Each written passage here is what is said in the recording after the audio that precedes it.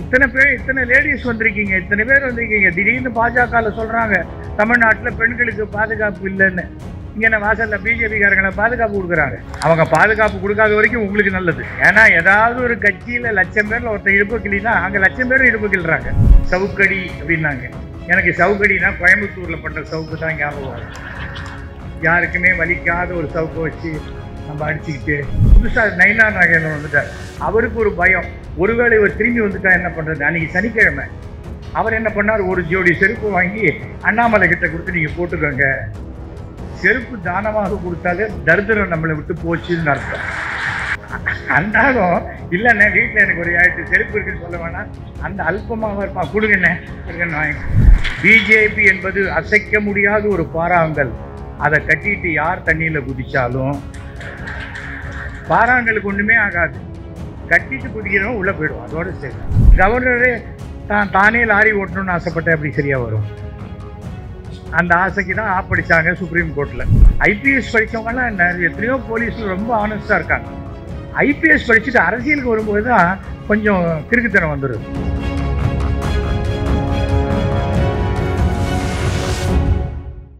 இந்த இந்த மீட்டிங்கில் நான் கலந்துக்கிறதுக்கு முக்கிய காரணம் என்னுடைய அருமை நண்பர் மாண்புமிகு தமிழக முதலமைச்சர் திரு மு.க. ஸ்டாலின் அவர்களுடைய பிறந்த நாள் விழா. ஒவ்வொரு தடவையும் நான் பார்த்துருக்கேன், தமிழ்நாட்டில் பல வருஷங்களாக பார்த்துருக்கேன். அந்த தாய் 8 அடி பாஞ்சா குட்டி 14 அடி பாயும் அப்படிம்பாங்க. கலைஞர் அப்போவே 32 அடி பாய்வார். இப்போ அவருடைய மகன் 84 அடிக்கு மேலே பாஞ்சிக்கிட்டு இருக்கார்.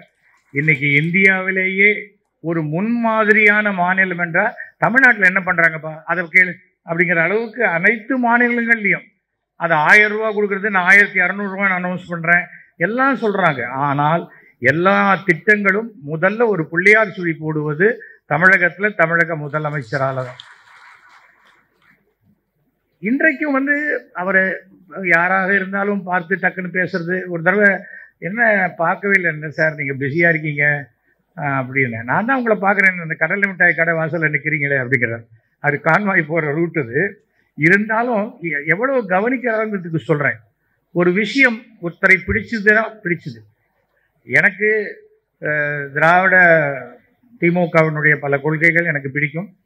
அந்த பிடிக்க கொள்கைகளில் அந்த அண்ணா அண்ணான்னு சொல்கிறது எனக்கு ரொம்ப பிடிக்கும். காரணம் என்னென்னா எங்கள் அப்பாவையே நாங்கள் அண்ணான்னு தான் கூப்பிடுவோம். ஸோ அந்த ஏதோ ஒரு நெருக்கம் ஒரு இருக்குன்னு வச்சுக்கோங்களேன், அது நம்ம ஃபேமிலியில் இருக்கணும். இத்தனை பேர், இத்தனை லேடிஸ் வந்திருக்கீங்க, இத்தனை பேர் வந்திருக்கீங்க. திடீர்னு பாஜக சொல்கிறாங்க தமிழ்நாட்டில் பெண்களுக்கு பாதுகாப்பு இல்லைன்னு. இங்கே வாசலில் பிஜேபிக்காரங்களை பாதுகாப்பு கொடுக்குறாங்க.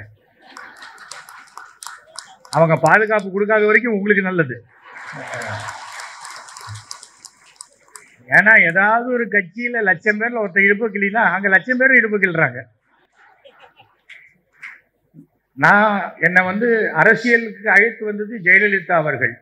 அப்புறம் அரசியல் கட்சியிலேருந்து என்னை வெளில அனுப்பிச்சது அவங்களே தான். அப்போ தான் தெரிஞ்சுக்கிட்டேன், ரொம்ப அளவு கடந்து நேர்மையாக இருக்கக்கூடாது ஒரு கட்சியிலேருந்து. நீ சரிப்பட வேண்டாம், இவன் அதுக்கு சரிப்பட மாட்டான்ட்டு அனுப்பிச்சிட்டாங்க நமக்கு.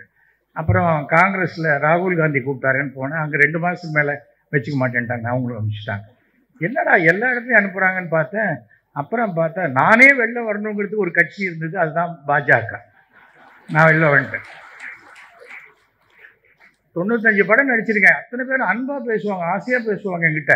திடீர்னு பார்த்தா என்னாச்சு இவனுக்கு டேய் அப்படிங்கிற மாதிரி என்னை முறைக்கிறாங்க.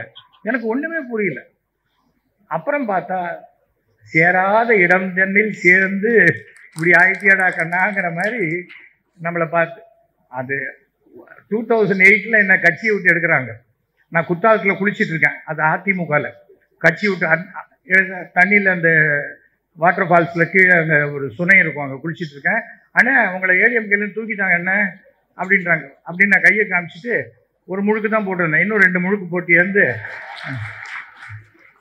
இருக்கிற வரைக்கும் நல்லது, இல்லாட்டா ரொம்ப நல்லது அப்படின்னு ஏந்த உடனே ஃபோன் அடிக்குது. ஃபோன் அடித்தா ஹலோ அப்படின்னேன். என்ன பிரதர் தூக்கிட்டாங்க போல இருக்கே. யார்? நம்முடைய அன்றைய துணை முதல்வர் தளபதி ஸ்டாலின் அவர்கள் என்னை கூப்பிட்டு சொல்கிறார். என்ன சார் யார் என்ன தூக்கினான்னு? நீங்களாம் இருக்கீங்களே, நீங்கள் தான் ஃப்ரெண்ட் இருக்கீங்க, எனக்கு அப்புறம் எனக்கு என்ன இருக்குது சொல்லுங்கள் அப்படின்னு. அப்போ என்னை தமிழக வரலாற்றிலேயே ஒரு மாற்றுக் கட்சி உறுப்பினர் திமுக பொதுக்குழுவில் கலந்துக்கிட்டது நான் தான். இது எவ்வளவு பெரிய கௌரவம். அப்படியெல்லாம் ஒரு கௌரவத்தை கலைஞர் யாருக்கும் தப்புன்னு தூக்கி கொடுத்துட மாட்டாரு. கலைஞர் வாயால் ஒருத்தனை திட்டினா கூட அவனுக்கு மிகப்பெரிய எதிர்காலம் இருக்குன்னு அர்த்தம். அதை தெரிஞ்சுக்கணும். ஐயோ திட்டாரு, உன்னை ஞாபகம் வச்சுன்னு திட்டுற அளவுக்கு நீ என்ன அவ்வளோ பெரிய ஆளாக ஞாபகம் வச்சு திட்டுறாருல, அப்போ நீ பெரிய ஆளாக வருவ அப்படிங்கிற. எனக்கு தெரிந்து இந்திய அரசியலில் கலைஞரை போன்ற ஒரு தலைவரை நான் பார்த்ததில்லை. ஸ்டேட்டாக இருக்கட்டும், சென்ட்ரலாக இருக்கட்டும், பஞ்சாயத்தாக இருக்கட்டும், நம்ம என்ன படிக்கிறோங்கிறது முக்கியம் இல்லை, எத்தனை லட்சக்கணக்கான பெண்களையும் குழந்தைகளையும் படிக்க வச்சோம் அப்படின்னா அது கலைஞர் தான் முதல் இடத்துல இருக்கார். இன்றைக்கு அதே போல திரு ஸ்டாலின் அவர்கள் குழந்தைகளுக்கு உண்டான சத்துணவாக இருக்கட்டும், மதிய உணவாக இருக்கட்டும், 1000 ரூபா காலேஜுக்கு போகிற பெண்களாக இருக்கட்டும், இலவச பஸ் பாஸாக இருக்கட்டும், ஒரு குடும்பத்துக்கு மாதத்துக்கு சுமார் 4000 ரூபாய் வரைக்கும் அவர்கள் வளர்ச்சிக்காக, லஞ்சம் கிடையாது, வளர்ச்சிக்காக கொடுத்து கொண்டிருக்கும் ஒரே முதல்வர் திரு ஸ்டாலின் அவர்கள். நாளைக்கு யாராவது எலெக்ஷன்ல நான் வந்தா கொடுப்பேன்னு தான் சொல்லலாமே தவிர, நான் கொடுத்துருக்கேன் எனக்கு ஓட்டு போடுன்னு கேட்கற தகுதி தமிழ்நாட்டில் வேற யாருக்குமே இல்லை. ஃபர்ஸ்ட் செஞ்சுட்டேன், செய்யணும். யாராக இருந்தாலும் நமக்கு யார் நல்லது செய்யறாங்களோ அவங்களுக்கு நாம நல்லது செய்ய போறோம். கலைஞருடைய சிம்பிளிசிட்டி, அதை போன்ற ஒரு எளிமை யார்கிட்டையும் பார்க்க முடியாது. ஒரு நாள் காலையில் 5:30 மணி இருக்கும், அறிவாலயத்தில் வாக்கிங் போயிட்டு இருக்காரு லுங்கி கட்டிட்டு. சார் வணக்கம் சார் அப்படின்னேன். என்னையா இங்கே வந்திருக்க காலங்காலத்தால் அப்படின்னேன்.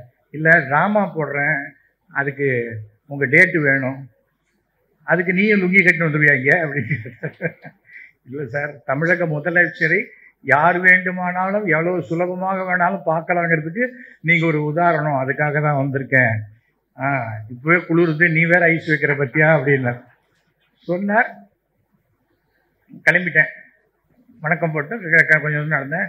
அவர் வேகத்துக்கு என்னால் நடக்க முடியல. அப்போது நான் சொல்கிறது 96 காலத்தால் 10 மணிக்கு சண்முகநாதன் பேசுகிறேன். உங்களுக்கு எந்த டேட் வேணும்னு முதலமைச்சர் கேட்க சொல்கிறாருன்னு வேறு எங்கேயாவது நடக்குமா சொல்லுங்கள். 2006 நான் எம்எல்ஏ ஆகிட்டேன், எதிர்கட்சியில் இருக்கேன். எம்எல்ஏவாக இருக்கும்போது காலையில் அங்கே லோக்கலாக இருக்கிற திமுக கவுன்சிலர் தன் அதிகபட்ச விசுவாசத்தை காட்டுறதுக்கு அந்த ஆஃபீஸ் எடுத்துகிட்டு இது எந்த நான் எம்எல்ஏக்கு தரமாட்டேன்ட்டார். நான் என்ன பண்ணேன், வாசலில் கார் டிக்கிலேயே வச்சு சைன்லாம் பண்ணி கொடுத்தேன். அது ஏதோ பத்திரிகையில் ஃபோட்டோ வந்துச்சு. அடுத்த நாள் காலத்தில் 6 மணி சண்முகநாதன் பேசுகிறார். தலைவர் சொல்கிறாரு, காலத்தால் பேப்பரை பார்த்தாராம், அந்த ஆஃபீஸை நீங்கள் எடுத்துக்க சொல்லிட்டாரு, அந்த கவுன்சிலர் அங்கேருந்து காலி பண்ண சொல்லிட்டாரோ. யாராவது சொல்லுவாங்களா சொல்லுங்கள். என்னென்றால் அது என்னன்னா, நீ எதிர்கட்சியோ ஏதோ கலைஞருக்கு ஒருவரை பிடித்து விட்டால் அது அவர் நெஞ்சில் போய் உட்காருதுங்கிறது அவ்வளோ கஷ்டம். அது எனக்கு கிடைச்ச மிகப்பெரிய பெருமையாக நான் நினைக்கிறேன். அதே பெருமை தான் இன்றைக்கு நம்முடைய மாண்புமிகு முதலமைச்சர் திரு மு.க. ஸ்டாலின் அவர்கிட்டையும். அவர் அன்றைக்கி பேசின பேச்சு ஒரு ஸ்கிரிப்ட் கிடையாது, அப்படியே இதயத்தின் அடித்தளத்திலேருந்து வர ஆத்மார்த்தமான பேச்சு. இவர் எந்த கட்சியில் இருக்காருன்னு நமக்கு தெரியாது, ஆனால் என்றைக்கு நம்ம பக்கம்தான் இருப்பார். இது மாதிரி யாராவது செய்தியில் சொல்லுவாங்களா? சொன்னார். அவர் எனக்கு ஆணையிட்டார், நான் இன்னைக்கு இந்த ஃபங்க்ஷன் வந்திருக்கேன், எந்த ப்ரைவேட் ஃபங்க்ஷன் நான் போகவே இல்லை, நான் இதுக்கு வந்திருக்கேன். ஆனால் 2026 நான் கேட்பேன், அவர் மறுக்கக்கூடாது என்றார். நான் மறுக்கவே மாட்டேன். 2026 அதுக்கப்புறமும் நான் உங்களோட தான் இருப்பேன், எந்த பிரச்சனையும் கிடையாது. ஆனால் கட்சி என்பது எனக்கு போறோன்னு விட்டுட்டேன். போறோம், நமக்கு கட்சி போறோம், சேரறது வெள்ளை அனுப்புறது ரொம்ப ஒரே உள்ளே வெளியே ஆட்டம் ரொம்ப பிடிக்கல. நமக்கு எந்த இடத்துலையுமே சுய சிந்தனை, இது மற்றவர்கள் நலனுக்காக பாடுபடுறது, அந்த மாதிரி இருக்கு. இப்போ பிடிஆர் அவர்கள் எனக்கு கிட்டத்தட்ட என்ன மாதிரி தான், என்ன நினைச்சாலும் தப்புன்னு சொல்லிடுவார். அது மாதிரி ஒரு அது என்னன்னா, எனக்கு கருமாரி கந்தசாமி இந்த ஊர் தான் தெரியுமா, கரகாட்டக்காரன் தயாரிப்பாளர். அவர் சொல்லுவார், அண்ணே எண்ணத்தெல்லாம் ஏப்பமாக விட்டுறீங்க, என்ன கொஞ்சம் அடக்கி வாசிங்க அப்படிம்பார். நான் சொல்லுவேன், நான் என்னம்மா பண்ணுறது, நான் அடக்கி வச்சுக்கிட்டு ராத்திரி தூக்கம் வராது, நான் ஏன் தவிக்கணும்? நான் யாரை சொல்கிறேனோ அவன் வேணா தூக்கம் வராது தவிக்கிட்டோம், எனக்கு என்ன போச்சு? நம்ம கிட்ட குற்றம் குறை இல்லை என்றால், நாம் நேர்மையாக இருந்தால் யாருக்கும் நம்ம பயப்பட வேண்டிய அவசியம் இல்லை என்பது என்னுடைய வாழ்க்கை முறை. பணம் வரும், கடவுள் நினைச்சா பணம் வரும். கடவுள் நினைச்சா எல்லாத்தையும் ஒரு நிமிஷத்தில் பிடிங்கிட்டு போயிடுவார். இதை பாருங்க, கயிறு கட்டியிருக்கேன், எல்லாரும் ஒவ்வொரு கயிறு கட்டிருக்காங்க. அன்பில் மகேஷ் அவர் பச்சை கயிறு, குபேரனுக்கு உண்டான கயிறு அவர் கட்டிருக்காரு. நான் கயிறு கட்டினா கூட கருப்பு சேப்பு தான் கட்டிருக்கேன் பார்த்தீங்களா. அதாவது நம்பிக்கை, ஒருத்தருடைய நம்பிக்கை இன்னொருத்தருக்கு மூட நம்பிக்கையா இருக்கலாம், இன்னொருத்தருடைய மூட நம்பிக்கை எனக்கு நம்பிக்கையா இருக்கலாம். அந்த நம்பிக்கை விஷயத்தில் தலையிடாத வரையில் சமூகத்தில் எந்த விதமான பிளவும் ஏற்படாது என்பதுதான் என்னுடைய கருத்து. அதுதான் என் வாழ்க்கையினுடைய வெற்றியே. அதுதான் எனக்கு ரொம்ப நான் என்னைக்குமே நினைக்கிற விஷயம். எனக்கு பிடிச்ச ஒரு நண்பன், அவன் நான் வெஜிடேரியன் சாப்பிடலாம், நான் வெஜிடேரியன். ஆனால் என்னால் அவனுக்காக முனியாண்டி விலாஸில் போய் உட்காந்து அவன் பிரியாணி சாப்பிடும்போது அவன் பக்கத்தில் உட்காந்து நான் இட்லி வடகரி சாப்பிட முடியும் என்னால். அந்த மனோபாவம் நமக்கு இருக்கணும். இன்னைக்கு மத்தியில் அவங்க அவர் சொன்னார் மாதிரி தான் சர்வாதிகார ஆட்சி மாதிரி தான் செஞ்சுக்கிட்டு இருக்காங்க. அன்னைக்கு இவர் வரார், அமித்ஷா வரார். இருமொழி கொள்கையை பற்றி உங்களுக்கு என்ன நினைக்கிறீங்க அப்படின்னு நை நை அப்படிங்கிறார். அப்புறம் தான் தெரிஞ்சது அவருக்கு ஒரு மொழி கொள்கை தான், அவருக்கு இந்தியை தவிர வேறு எதுவுமே தெரியல. அப்புறம் அவர் எதுக்கு மும்மொழியை பற்றி பேசுகிறாரு? அப்புறம் நம்முடைய பிரதமர் என்னடானா தமிழ்நாட்டிலேருந்து லெட்டர் எழுதினா தமிழில் கையெழுத்து போடுங்கன்னு. அவருக்கு தெரிஞ்சு இங்கிலீஷில் பேசினாலே ஒன்றும் செய்ய மாட்டேன்றாரு. அவருக்கு தெரியாத தமிழில் எழுதி என்ன பண்ணுறது? அப்போ எச் ராஜாவை கூப்பிடுவாரா, இதை படித்து காட்டுப்பா என்ன எழுதியிருக்காரு, யார் கையெழுத்து போட்டிருக்காருன்னு. என்னத்துக்கு இந்த வெறும் நடிப்பு? நான் திருக்குறள் சொல்கிறேன், திருக்குறள் சொன்னால் ஓட்டு விழுந்துருமா? திருக்குறள் திருவள்ளுவரை இங்கேருந்து போனவர் தானே, அவரை வச்சு நம்மகிட்டயே பிஸ்னஸ் பண்ணலான்னு பார்த்தா அது எப்படி சரியாக நடக்கும்? அதுதான் சரியாக நமக்கு மக்களுக்கு என்ன நன்மை செய்திருக்கிறார்களோ அதனுடைய பிரதிபலன் தான் ஓட்டாக மாறுமே தவிர, நான் திருவள்ளுவருக்கு இது பண்ணேன், அங்கே போனேன், நீ டெல்லி வந்தால் ஹிந்தி பேசலாம், அங்கே வந்தால் ஹிந்தி பேசலாம். அப்போ மாண்புமிகு பாரத பிரதமர் 150 தேசம் போயிருக்காரு, அவர் 150 பாஷை பேசுவாரா? அதே ஒரு பாஷை தானே, நகி அச்சா அதுதானே சொல்கிறாரு. இன்னைக்கு சுப்பிரமணிய சாமி போட்டிருக்காரு, காஷ்மீரில் இறந்து போயிட்டாங்க, வெறிய பீகாரில் உட்காந்து பேசிகிட்டு இருக்காரு. இவர் காஷ்மீர் தான் போகணும், அவர் தான் பேசிட்டார்ல, கேட்டிங்களா, வீட்டில் போய் தூங்குங்கன்றார். அதாவது மக்களை வெறுமனை பேசி பேசி இது பண்ணக்கூடாது. காஷ்மீரில் கூட பாருங்க, சில முட்டாள்கள் தமிழ்நாட்டில் எழுதுறாங்க, முஸ்லீம்கள் இந்துவான்னு கேட்டு கொண்டுட்டாங்க. அதுல இந்துக்களை காப்பாற்றுவதற்கு உயிர் விட்டது 2 முஸ்லீம். மறுபடியும் சொல்லட்டுமா? இல்ல இன்னொரு கைத்தட்டல் கிடைக்கும், அதுக்காக சொன்னேன். அந்த அவங்க பார்க்கல, அவங்க என்ன நினைச்சாங்க, இந்த மாதிரி டூரிஸ்ட் சென்டர்ல இப்படி நமக்கு ஒரு வியாபாரத்தை கொடுக்க வரவங்க இறந்து போயிட்டா நாளைக்கு இந்த மறுபடியும் இந்த இடம் எப்படி முன்னுக்கு வரும்? இது வராது. மறுபடியும் காஷ்மீருக்கு உலகத்தில் எல்லா நாடுகளும் சொல்லுவாங்க, இப்போ போகாதீங்க, அது உங்களுக்கு சேஃப்டி இல்லை அப்படிம்பாங்க. பாகிஸ்தானோட சண்டை போடு, பாகிஸ்தான்காரன்னு சொல்லு. அது எப்படி நீ ஒரு குற்றம் நடந்ததுன்னா அதை ஒரு மதத்தோட இணைத்து பேசுவேன்? அது ரொம்ப அயோக்கியத்தனமான ஒரு செயலாகத்தான் நான் பார்க்குறேன். அது மாதிரி செய்யவே கூடாது. சொல்ல முடியுமா உங்க ஜாதிகாரங்களே இப்படிதான் அப்படின்னா பொள்ளையர்னு விட மாட்டான்? ஏன்னா பல இடத்துல நம்ம தப்பும் தவறுமா பல விஷயங்களை நம்ம பேசிக்கிட்டு இருக்கோம். அதனாலதான் அந்த மாதிரி இருக்கிறது ரொம்ப தவறு. எனக்கு அன்பில் மகேஷ் நம்ம மாண்புமிகு தமிழக முதல் அவ்வளவு சுலபமா யாரையும் பாராட்டிட மாட்டார். அவர் பாராட்டுறதுன்னா அவர் கன்வின்ஸ் ஆகணும், அவர் ஏற்றுக்கொண்டால்தான் அந்த பாராட்டு கிடைக்குமே தவிர, சார் கொஞ்சம் பாராட்டுங்க அப்படின்னா அதை வாங்கி இந்த பக்கம் போட்டு அப்புறம் அப்படின்றவர். அப்படிப்பட்டவர். இவர் 45 மினிட்ஸ் பேசி முடிச்சோன்னு சபாஷுங்கிறார். நேற்றைய பேச்சும் இன்றைய பேச்சும் மலைக்க வைத்து விட்டதுன்னா எவ்வளவு பெரிய இந்த இளைஞருக்கு நம்முடைய பாராட்டுதலை நாம் தெரிவித்துக் கொள்ளுவோம். ஒவ்வொரு கட்சியிலையும் அடுத்தது யாருன்னே தெரியாத இருக்கும் போது இங்க அடுத்த தலைமுறை டீமே தளபதிகள் ரெடியாகி கொண்டு வருகிறார்கள். ரொம்ப பெரிய ஆச்சரியம். நம்ம இப்போ கூட இவங்க பேசும்போது சொன்னாங்க சவுக்கடி அப்படின்னாங்க. எனக்கு சவுக்கடினா கோயம்புத்தூரில் பண்ணுற சவுக்கு தான் ஞாபகம் வரும். யாருக்குமே வலிக்காத ஒரு சவுக்கை வச்சு நம்ம அடிச்சுக்கிட்டு பாவம். அண்ணாமலை என்றுமே நிரந்தரமானவர். திருவண்ணாமலையில் பிஜேபியில் இல்லை, அப்படியே கிள்ளிக்கேர் அது போடாண்டு தூக்கி எறிஞ்சிட்டாங்க பாருங்க. அவ்வளோதான், முடிஞ்சு போச்சு. அவருக்கு மைக்கை பார்த்தா தட தட தட தடன்னு என்ன பேசுறதுன்னு தெரியாத பேசிக்கிட்டு இருப்பார். நான் செருப்பு போட மாட்டேன். போடாது அப்படின்னு பார்த்தா ஷூ போட்டு போறாரு. அதுக்கு யாரோ அன்னைக்கு புதுசா நைனா நாகேந்திரன் வந்துட்டார். அவருக்கு ஒரு பயம், ஒருவேளை இவர் திரும்பி வந்துட்டா என்ன பண்றது. அன்னைக்கு சனிக்கிழமை அவர் என்ன பண்ணார், ஒரு ஜோடி செருப்பு வாங்கி அண்ணாமலை கிட்ட கொடுத்து நீங்க போட்டுக்கோங்க, செருப்பு தானமாக கொடுத்தாலே தரித்திரம் நம்மளை விட்டு போச்சுன்னு அர்த்தம்.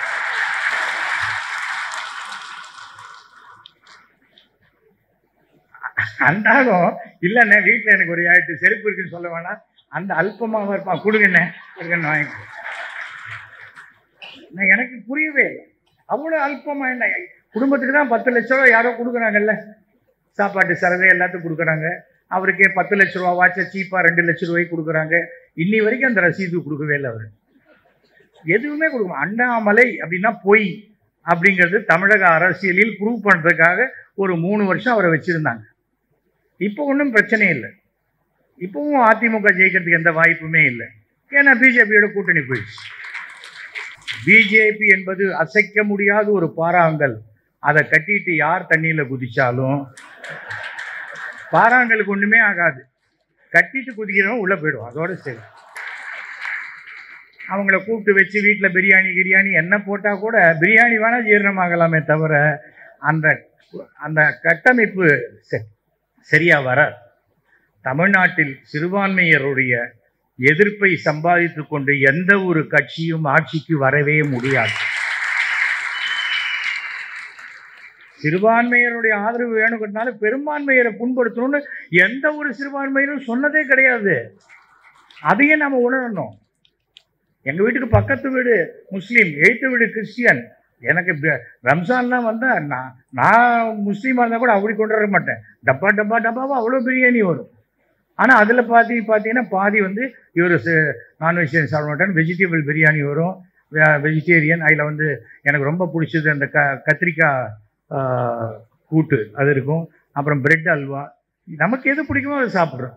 நம்ம வீட்டில் நிறைய பேர் ஒர்க் பண்ணுறாங்க, அவங்களுக்கு என்ன பிரியாணி பிடிக்குமோ அவங்களுக்கு கொடுக்குறோம். இல்லை என்ன தப்பு இருக்குது, நாளைக்கு தீபாவளி போது நாம் ஒரு ஸ்வீட்ஸை கொண்டு கொடுக்க போகிறோம், அவ்வளோதானே. இந்த மத நல்லிணக்கம் இல்லாத வரையில் எவ்வளவு பெரிய நாடாக இருந்தாலும் அந்த நாடு முன்னுக்கு வராது, தமிழ்நாட்டை தவிர. அவ்வளோதான். அதுக்கு மேலே ஒன்றும் சொல்கிறதுக்கே இல்லை. நமக்கு இந்து மத எதிர்ப்பு அப்படிங்கிறாங்க. அப்படியே எல்லாத்தையும் திமுக எதிர்க்குது. திமுக எங்கே எதிர்க்குது? திமுகவுடைய கொள்கை என்ன? ஒன்றே குலம் ஒருவனே தேவன். கடவுள் இல்லைன்னு திமுக சொல்லலை, அது சொன்னது திக, அது வேற. ஆனால் ஆட்சி அமைப்பதும் ஓட்டு வாங்குவதும் நாட்டை நடத்துவதும் திமுக தான். திமுகவுடைய கொள்கை எதுவோ அதை நீங்க பாருங்க. தேர்தலே நிற்காத உங்க கொள்கையை பார்த்துக்கிட்டு நமக்கு என்ன இருக்கு சொல்லுங்க? அதை பத்தி கவலைப்படவே வேண்டியதில்லை. அதை நம்ம தெளிவா புரிஞ்சுக்கணும். 2400 கோவில்களுக்கு கும்பாபிஷேகம் நடத்தப்பட்டது இந்த ஆட்சியில தான். அதே போல திருச்செந்தூர்ல வைரவேல் காணாத போனது எந்த ஆட்சியில, அதுவும் நீங்க தெரிஞ்சுக்கணும். இதனால கட்சியெல்லாம் தாண்டி தனிப்பட்ட முறையில் ஒருத்தனுக்கு அதை கல்லுன்னு நினைச்சா எல்லாத்தையும் உருவின்னு போடுவான். நிறைய பேர் பார்த்துருப்பீங்க, ஆக்சிடென்ட் ஆச்சுன்னா ஓடி வருவான், அவன் நம்மளை காப்பாற்றுவா, கையில் இருக்கிறதெல்லாம் எடுத்துன்னு போகிறதுக்குவா நமக்கு தெரியாது. அந்த மாதிரி எல்லா இடத்துலையும் இருக்காங்க. ஆனால் குறிப்பிட்ட ஒரு சிலர் தவறாக நடப்பதார்கள் என்பதற்காக அந்த ஜாதியையோ அந்த இனத்தையோ அந்த மதத்தையோ சொல்வது மிக தவறான ஒரு செயல். அதை வந்து நம்ம அனுமதிக்க கூடாது. அது நான் ரொம்ப தெளிவாக இருக்கிறேன். என் தந்தை ஆரம்பத்துலேருந்தே அதை சொல்லியிருக்கேன். நான் பூனல் போட்டிருக்கேன், அதுக்காக வரவனுக்கெல்லாம் அந்த பூனல் எடுத்து போடுறது இல்லை. ஒருத்தர் சொன்னான், உன் பூனலை நான் வெட்டிடுவேன், நான் வெட்டு 10 ரூபா தானே, நான் இன்னொன்று வாங்கி போட்டுக்கிறேன் அப்படின்னு. அவ்வளோதான். அதுக்கு மேலே அதை போய் டிஸ்ட்ரிக்ட் தொடுவியா தொட்டுருவியா ஓய்னா இழுத்து போயிட்டு போ. என்னத்துக்கு அது? அது நமக்கு சாத்வீகமாக இருக்குங்கிறதுனால நம்ம வந்து எல்லாத்தையும் சகித்து கொண்டு போவோங்கிறது கிடையாது. எனக்கு மிகவும் பிடித்தது, நான் வந்து நீங்கள் பார்த்துருப்பீங்க நிறையா, சுகபிரம மகரிஷி படம், இது பார்த்துருக்கீங்களா? இது பார்த்துருப்பீங்க. இவர் தான் வெங்கடாஜலபதிக்கே குபேரன் கிட்டேருந்து பணம் கடன் வாங்கி கொடுத்தவர். எல்லாரும் ஆசையாக பார்க்குறாங்க, எனக்கு ஒன்று உண்டு. ஆனால் இதை 10-15 முறைக்கு மேல் கலைஞர்கிட்ட கொடுத்துருக்கேன்.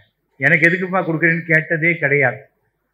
ஏனென்றால் அவர் எந்த ஒரு காலத்திலும் தன்னுடன் பழகுபவர்களுடைய நம்பிக்கையை அவர் புண்படுத்தவே மாட்டார். இதோ நான் இப்போ 7,000வது நாடக விழா போட்டேன். இங்கே வந்து சிஎம், இங்கே டெபுட்டி சிஎம் உதயநிதி ஸ்டாலின், மேல் பக்கம் சங்கராச்சாரியார், இந்த பக்கம் டிவைன் பாண்டிச்சேரி மதர். ஒருத்தன் கேட்டான், என்னப்பா ஏதோ சங்கரமட இன்விடேஷன் போட்ட மாதிரி போட்டிருக்கேன்னா, எபா இதை சிஎம்ஏ கேட்கல, நீ ஏன்டா கேட்குற, உனக்கு என்ன அப்படின்னு. அந்த அடிப்படையான விஷயங்களை நம்ம புரிஞ்சுக்கணும். அதைத்தான் நம்ம மற்றவங்களுக்கு சொல்லணும். அதுதான் முக்கியம். தேர்தல் வந்து 2026 யார் எந்த கூட்டணி அமைத்தாலும் 2026 மீண்டும் மு.க. ஸ்டாலின் அவர்கள் தான் முதலமைச்சர். அது ஏன் சின்ன கேப் விட்டேன்னா, முத்துவேல் கருணாநிதி என்ற ஸ்டாலின் அவர்கள் அப்படின்னு அவர் சொல்லுவார். அதற்காகத்தான். கவர்னருங்கிற வார்த்தைக்கு உங்களுக்கு யாருக்காவது அர்த்தம் தெரியுமா?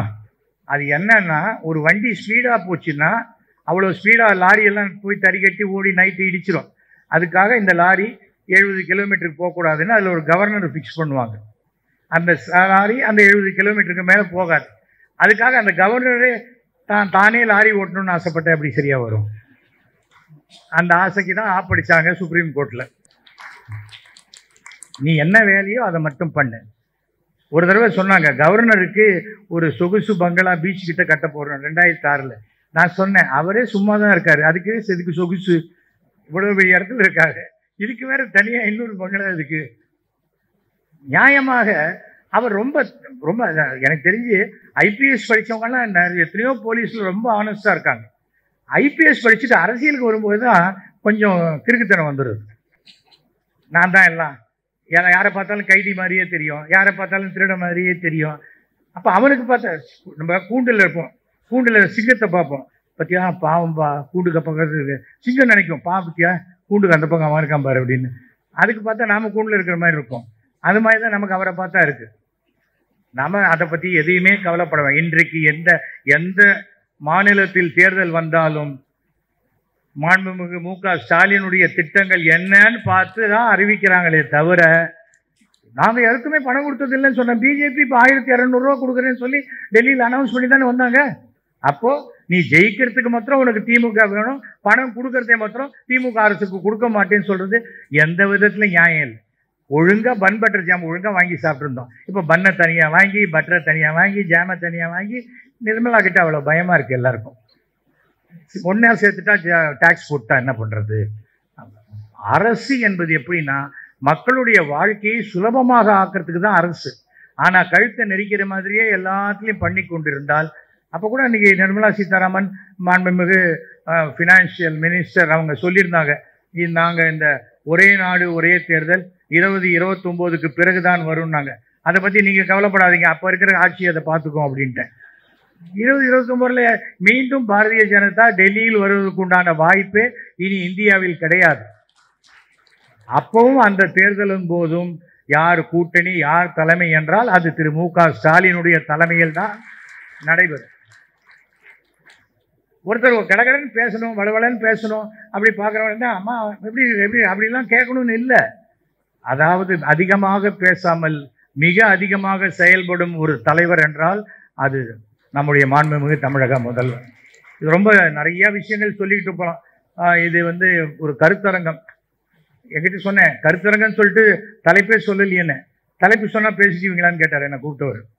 நான் சொன்னேன், தலைப்புன்னு ஒன்று கொடுத்தீங்கன்னா ஆகவேன்னு சொல்லி அந்த தலைப்பை கடைசியில் சொல்லுவேனா, அது இல்லாத போச்சு நமக்கு. அவ்வளோதான். எனக்கு என்ன தெரியுமோ அதை தான் நான் சொல்லணும். என்றுமே நான் இருந்துட்டேன் கட்சியில் இருக்கும்போது, அந்த கட்சியினுடைய கொள்கைகளை எனக்கு பிடிக்காட்டா கூட சொல்லணுங்கிற ஒரு இக்கட்டான சூழ்நிலை வரும்போது என்னால் மனசாட்சிப்படி நடக்க முடியல. இன்னைக்கு பாருங்க, எனக்கு இது பிடிச்சிருக்கு சார், இது பிடிக்கல சார், இது சரியா இருக்கும், இது மாதிரி பண்ணால் நமக்கு நிறைய ஓட்டு வரும். 2026 இதே நம்முடைய மாண்புமிகு முதலமைச்சர் சொல்லும் பொழுது நான் தமிழகம் முழுக்க சுற்றுப்பயணம் செய்வேன் என்பதை இந்த மேடையில் நான் சொல்றேன். நான் எந்த பதவியும் கேட்கல. நான் இனிமேல் அடுத்த மயிலாப்பூர் எம்எல்ஏ செய்யலாம் போகிறோம். ஒரு தடவை இருந்துட்டேன், 300 கோடி ரூபாய் வேலை நடந்தது, அதில் ஒரு பைசா கூட கமிஷன் வாங்காத ஒரு எம்எல்ஏ நான் அப்படி காலரை தூக்கிட்டு இருக்கேன். போகிறோம். எனக்கு ஒரு வேலை ஆகணுமா, அதோ அன்பில் மகேஷ் இருக்கார், சார் இதை பண்ணி கொடுக்கணும், பண்ணி கொடுக்க போகிறாரு, எல்லோரும் இருக்காங்க. நமக்கு நாமே செஞ்சுக்கிறது பெட்டரா, அதுக்கு உள்ள நமக்கு செஞ்சு கொடுக்குறவங்க இருந்தால் அது போருமே நமக்கு. சும்மா 75 வயசுல 80 வயசுல ஓடி தடுக்கி விழுந்து இதெல்லாம் எதுக்கு நமக்கு? நம்ம பாட்டுக்கு அடுத்த தலைமுறைக்கு வழிவிட்டு இளைஞர்களுக்கு நம்ம ஒரு வாழ்க்கையை கொடுக்கும்போது தேசமே சிறப்பாக இருக்கும். அதுக்கு உண்டான அனைத்து ஏற்பாடுகளும் இன்றைக்கு திமுகவில் நடைபெற்று கொண்டிருக்கிறது. மிக சிறப்பான செகண்ட் லைன் லீடர்ஸ் எக்ஸ்ட்ராடனரியாக வந்திருக்கிறார்கள். அவர்களுக்கு பெரியவர்கள் வாழ்த்தி வழிவிட்டு கைட் பண்ணணும். நீ எப்படியோ போய்க்க அப்படிலாம் சொல்லக்கூடாது. வழிவிட்டு வா, நீ பண்ணு, இதை பண்ணுப்பா, அதை பண்ணுப்பா அப்படின்னு சொன்னால் மிக சிறப்பாக இருக்கும். நான் ஏன் எல்லாம் நிறைய லேடிஸையே பார்த்து பேசுகிறேன்னு சொன்னால், முதல்ல பிடிஆர் சொல்லிட்டு போயிட்டார் 200 ரூபாய்க்கு 100 ஜிபிஎஸ் கொடுக்குறேன்னு சொல்லி. இப்போ 50 ஜிபிஎஸ் வரும்போதே புருஷனுக்கு சாப்பாடு கிடைக்க மாட்டேங்குது. 100 ஜிபிஎஸ் கிடைச்சா நமக்கு என்னைக்கு சாப்பாடு?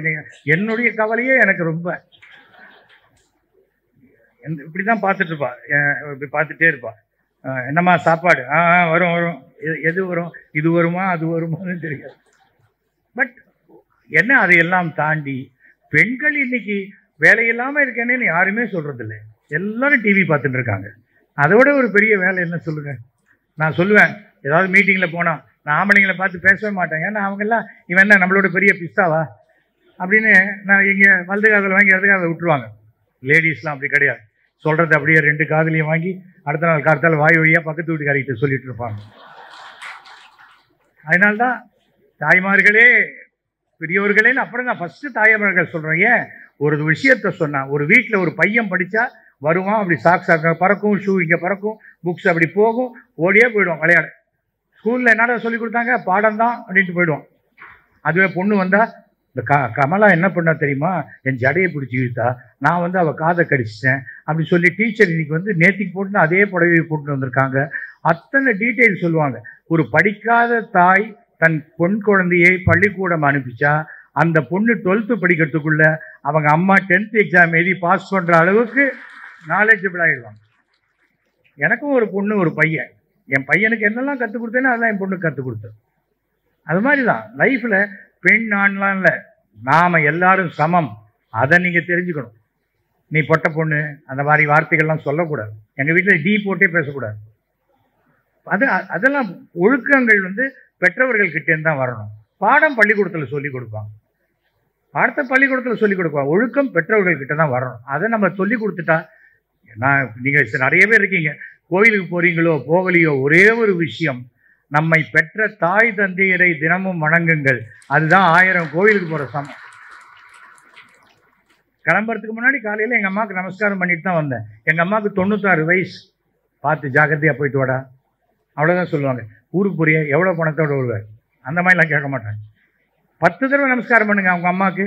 நல்லா இருறான்னு தான் சொல்லுவாங்களே தவிர, ஏன் அடிக்கடி நமஸ்காரம் பண்ணுற, ஏதாவது எங்கிட்டேருந்து உனக்கு வேணுமா கேட்க மாட்டாங்க.